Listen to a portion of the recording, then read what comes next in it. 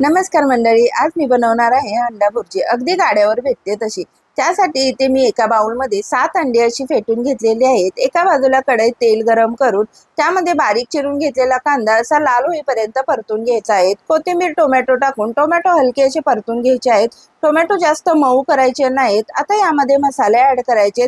1 चमचा kitchen king मसाला, 1 चमचा हळद, 1 चमचा कांदा लसूण मसाला टाकून मसाले तेल सुटेपर्यंत परतून घ्यायचे आहेत. आता यामध्ये चवीनुसार मीठ आणि फेटून घेतलेली अंडी टाकून पुन्हा एकदा असं छान परतून घ्यायचं आहे. मिश्रण घट्ट होईपर्यंत भुर्जी परतून घ्यायचं आहे. 5 मिनिटं कोथिंबीर टाकून वाफ काढून घ्यायची आहे. इकडे आपली अंडा भुर्जी तयार आहे. तुम्ही ही रेसिपी नक्की ट्राय करा. ही अंडा भुर्जी तुम्ही सकाळी नाश्त्यासाठी ब्रेड सोबत सुद्धा खाऊ शकता किंवा तुम्ही लंचसाठी किंवा डिनरसाठी सुद्धा तुम्ही ट्राय करू शकता. तुम्हाला ही रेसिपी कशी वाटली कमेंट करून नक्की सांगा.